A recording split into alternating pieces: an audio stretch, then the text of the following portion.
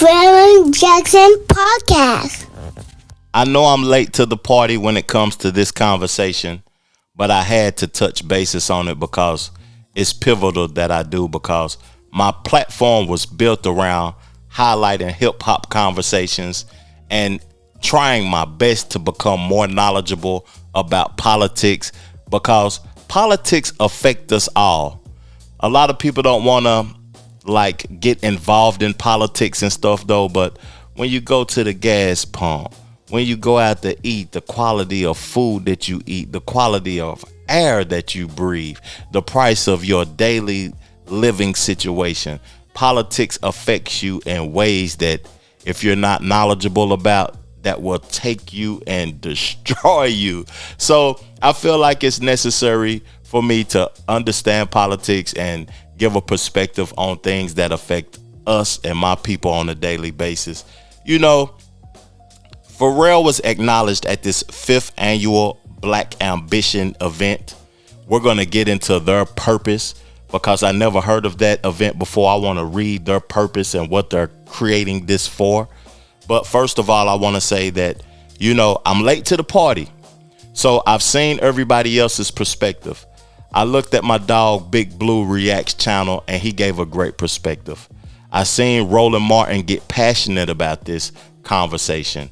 You know, Star at the Star Report, he talked about this also. And it's a podcast that I'm becoming very fond of that had a perspective on this. And I want to, you know, play the clip before I get into the reading and give my perspective about Pharrell. Is he tone deaf? Is he spineless? Is he apolitical? What does he mean with this, what he had to say? Let's get to it, though. This is an issue that we are running into more.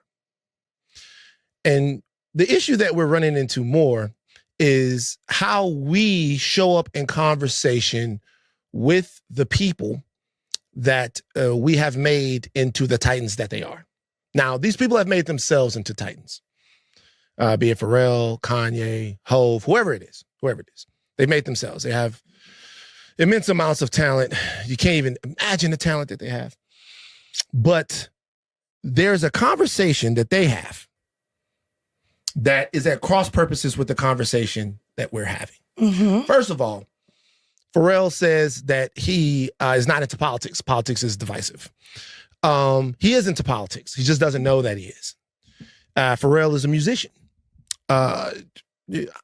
Politics affects the music industry as much as it does any other industry. Mm-hmm. Laws, regulations, and policy. Copyright law is a part of Pharrell's life. Streaming regulation is a part of Pharrell's life. Net neutrality is a part of Pharrell's life. Censorship is a part of Pharrell's life. Concert licensing is a part of Pharrell's life. Work visas, immigration law, where he can get talent from, part of Pharrell's life. Tariffs on all the equipment that might come in, it's part of Pharrell's life. Part of his tax policy, part of Pharrell's life. Like social and political stuff, the messages that exist in music from people that he might produce, part of Pharrell's life. Political backlash from stuff that might happen to people, part of Pharrell's life. Corporations that he might work with, their lobby, part of Pharrell's life.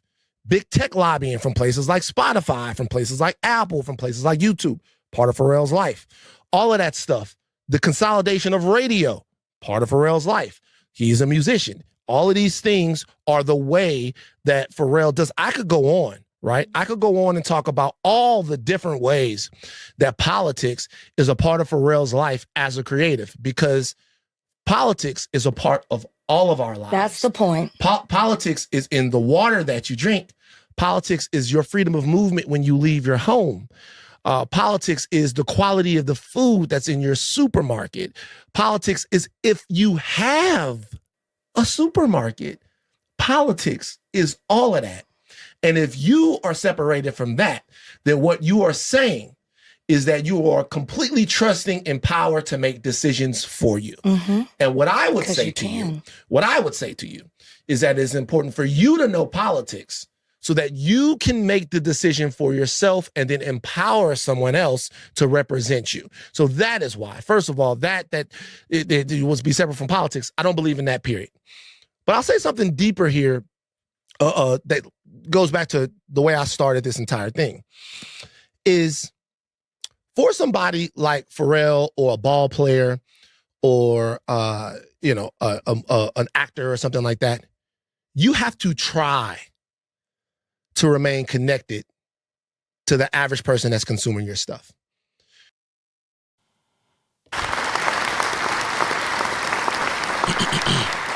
You know, they ain't pay me for this ad. You know, my channel isn't a big channel, but I support people. I don't come on my platform and talk negatively of individuals. But go check out Higher Learning. They are having some great content. One more time, salute to Van and Rachel.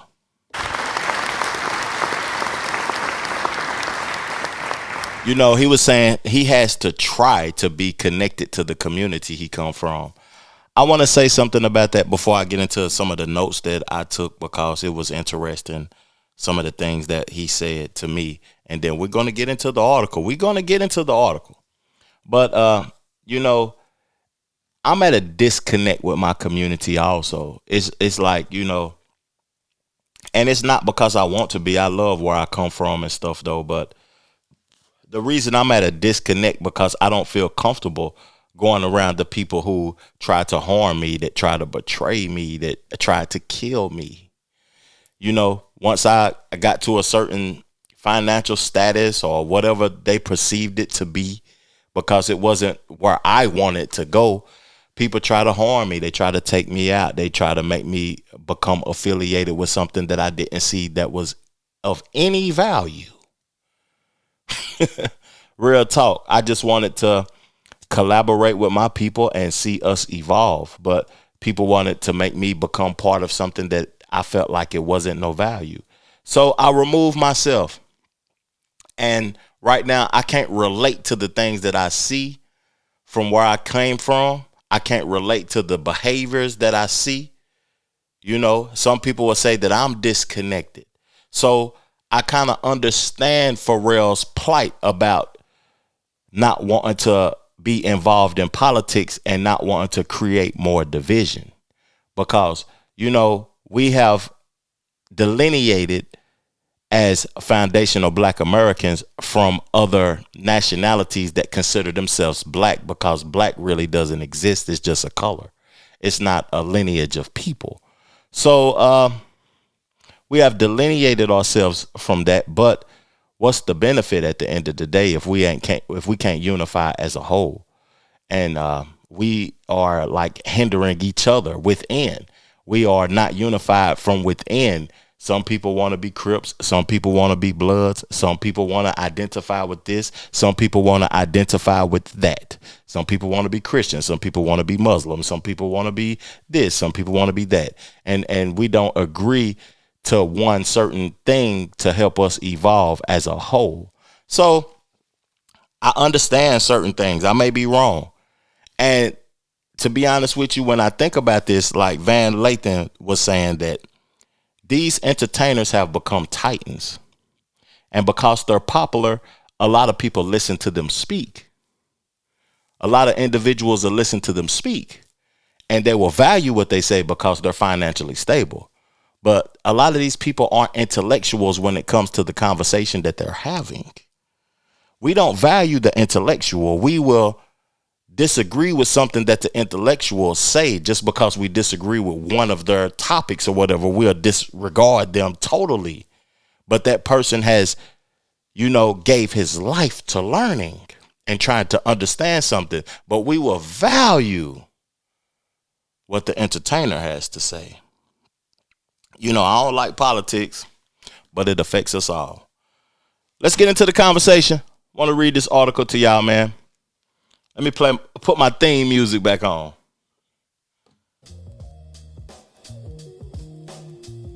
So, this is according to Hot New Hip Hop. Is Pharrell apolitical, tone deaf, or spineless? Let's see what they had to say in this article. Pharrell's recent comments on politics and DEI painted him as selectively political, and those choices reveal contradictions shaped by financial privilege, corporate entanglements, and blind spots around structural inequities. Celebrity endorsements feel like a damned if you do, damned if you don't scenario.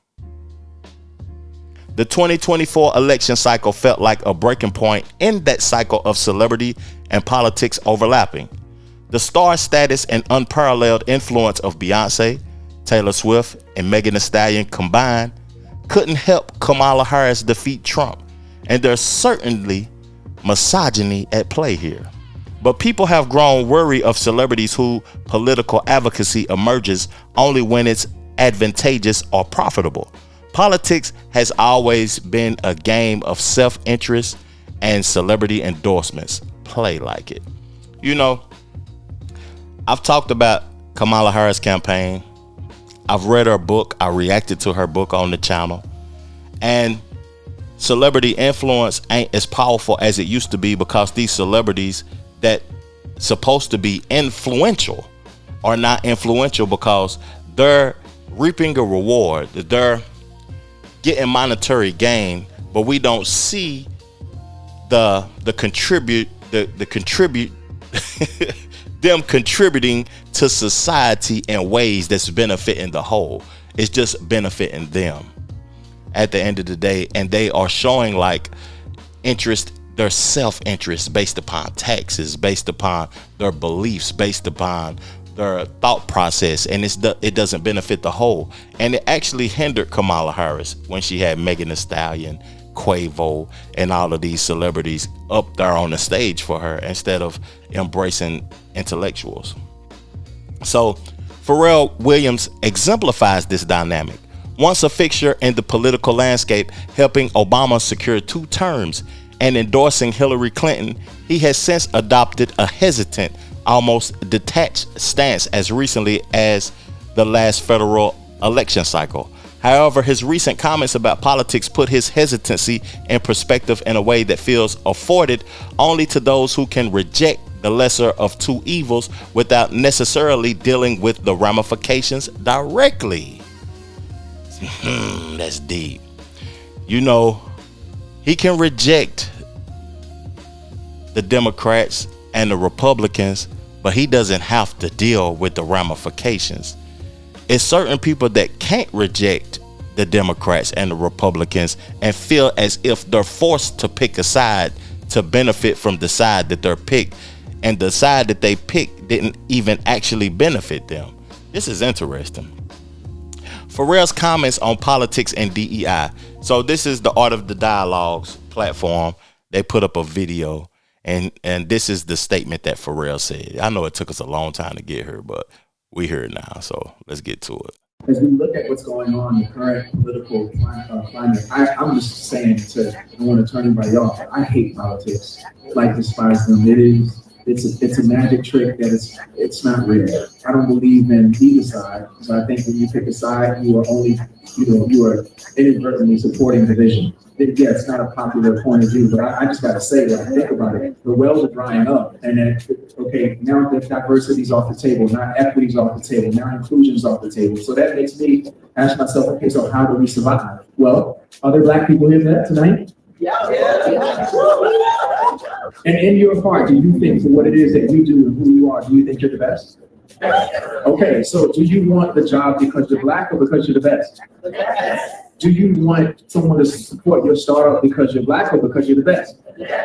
Right, so I think now for me, it's about us having the best ambition. That's the reason why you should support these businesses. Yes, they happen to be Black and brown, but it should be based on the thesis that we're the best, not because we are a total shade of a skin color. That's a point of view that I have now that I'm resting on. And if diversity, equity, and inclusion ever comes back in style, cool. But in the meantime, I'm going to focus on being the best because I can bank on that, because that's what's going to get you the position. Where, I don't want you to give me anything. I want you to panic and not let me out the room because I'm the best. A lot was said right there, and I want to address some things, and I want to play it again because I got to hear it again. A lot was said. You can be the best at something and never have an opportunity to show the world that you're the best at something.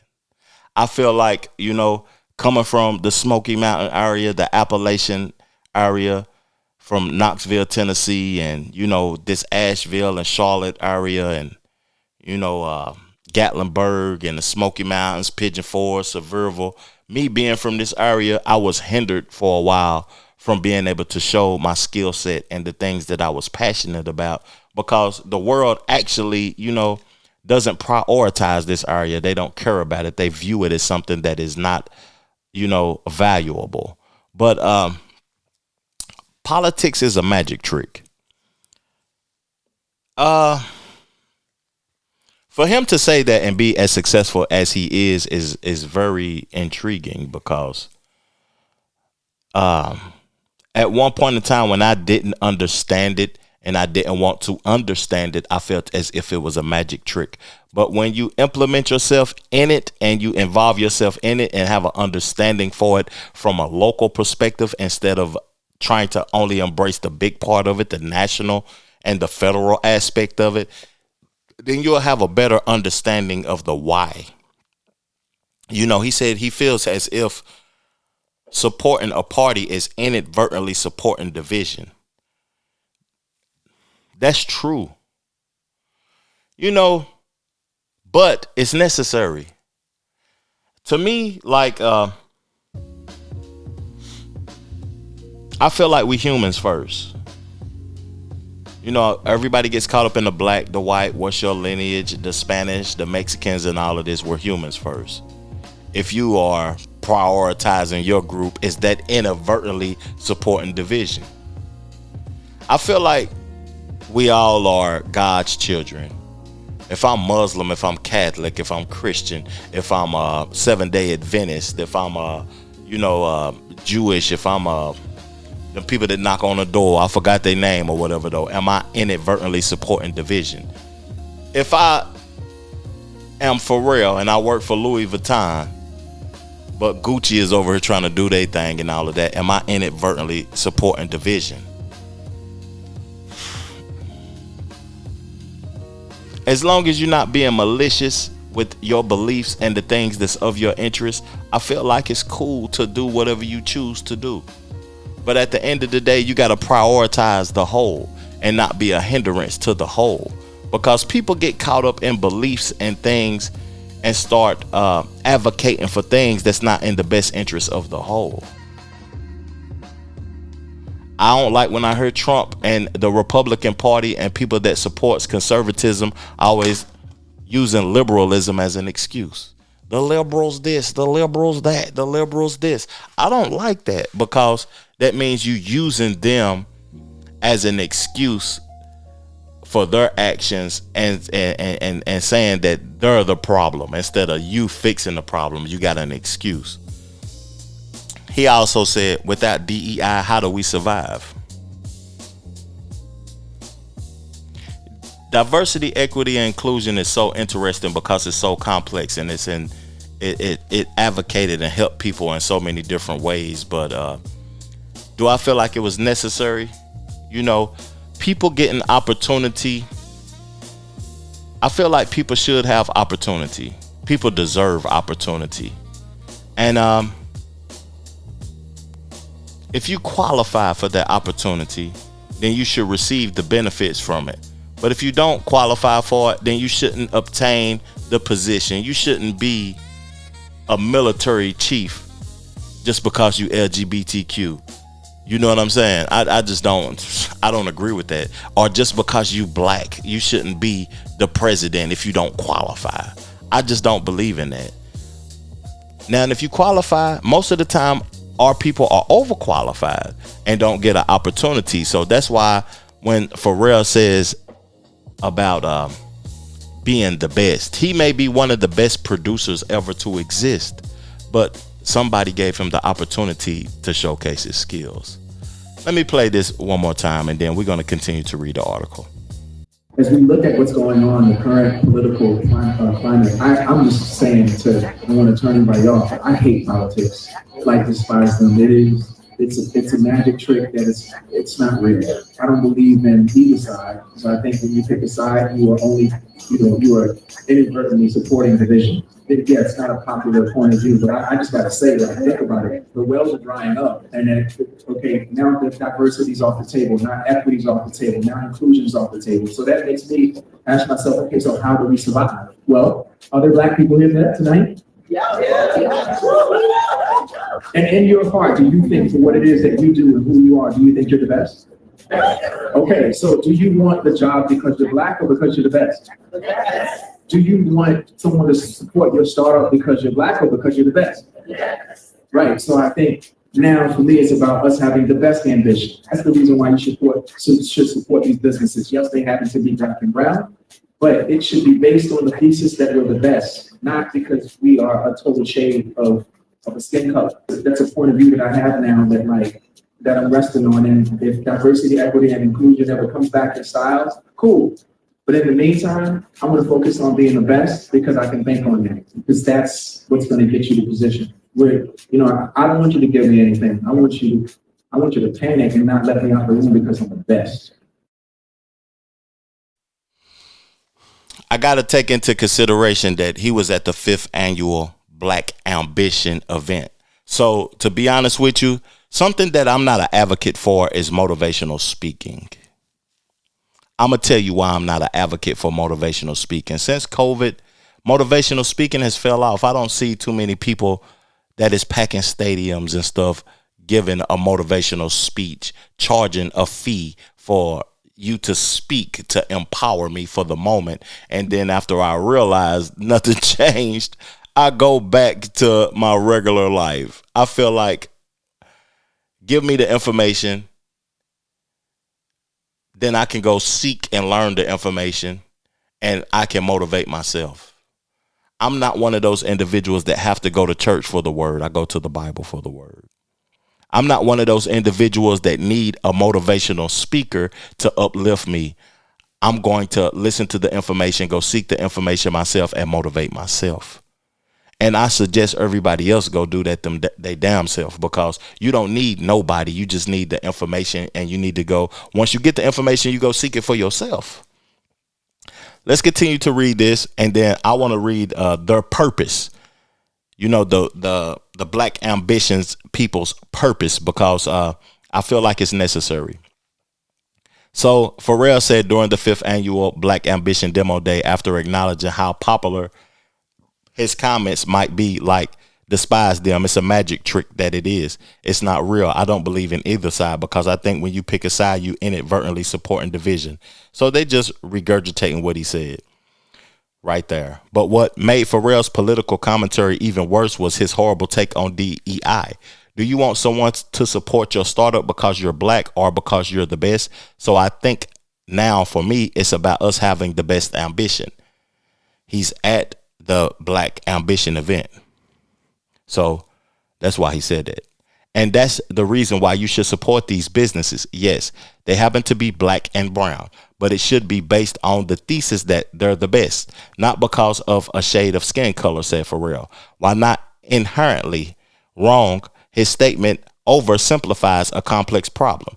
DEI programs were created to address systematic exclusion, offering historically overlooked communities access to capital, professional networks, and opportunities. By framing success as purely meritocratic, Pharrell overlooks the structural obstacles black and brown entrepreneurs continue to face. A dynamic black ambition itself exists to address, acting as though talent alone can bypass the hurdles DEI efforts aim to address not only feels discouraging, but it also inadvertently reinforces a narrative often pushed by critics of equity initiatives that being marginalized and exceptional cannot coexist. I'm not going to read all of this. I want y'all to delusionment with electoral politics. I want y'all to go read this for yourself. I'm going to read a little bit more, though, but I want to give a take on what was said. It's going to be interesting the next election because of the divide between the Democratic Party and the Republican Party. Trump ran on, removing DEI and having not moral, but I forgot the word. People being able to do the job, people being able to have, you know that they're capable. To me, DEI, you gotta, it's a thin line between hiring somebody that's capable and hiring somebody that's not capable. When we seen California burn down last year in 2024, and we seen who the fire chief was, that was interesting because the fire chief was talking about they're not going into the fire to save nobody's life and all of that old type of stuff. I wish I could pull the article up though, and we seen certain individuals that wasn't capable of doing the job accurately, and I felt like that was damaging to the country. But hiring certain individuals that is not capable is very interesting. So to me, I'm not going to read no more of this article. I want to read their the purpose of the Black ambition, and then I'm going to get into some more things, and I'm going to get up off of here because I don't want to waste y'all time though. But this is an interesting article. I'm going to have the article in the description for y'all to read it yourself because they put it together well to me. But in closing of what Pharrell said, he has a point and he doesn't have a point. At the end of the day, I feel like, politics can be,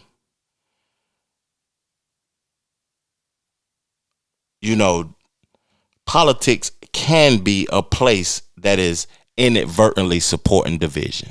That's what I wanted to say. So let's get into the purpose of the Black ambition. To close the opportunity and wealth gaps for Black and Latina entrepreneurs by providing capital, mentorship, and resources to high growth startups. Founded by Pharrell, this Black ambition situation. But, it's crazy that they, including people before we help our own. I love Latinas. I love Mexicans. I love everybody on the planet. But we got to fix our own first before we start including people that's not prioritizing us. The program aims to strengthen the pipeline of talented entrepreneurs and change the landscape of who receives investment by supporting ventures in tech, media, healthcare, consumer products, and Web 3.0. It operates through various initiatives, including prize competitions and accelerator programs to empower underrepresented founders to build, grow, and scale their business. This is a good thing. It sounds like it's a great thing that Pharrell is doing. And I support it at the end of the day. But this controversial conversation that he had talking about politics got people roused up. But if he's actually putting people in position, it's something that should be celebrated. I'm going to read the key purposes, then I'm going to get up off of this thing. Close the opportunity and wealth gap. Strengthen the entrepreneurial pipeline. Support underrepresented founders. Provide comprehensive support. Focus on high growth industries. How it operates. Prize competitions. Accelerators and learning labs. Mentorship and community. And partnerships. So it's basically a competition that you got to win to get in position to be able to work with him. Interesting. What's your thoughts about this conversation below, man? I appreciate y'all tuning in to my show, supporting my show. Hit the like button on your way out. Hit the hype button to help me trigger the algorithm. And if you're new to the channel, subscribe to the channel. I appreciate y'all. Peace, love, plenty, abundance. Make sure you go get you some money. And I'm gone. Chill.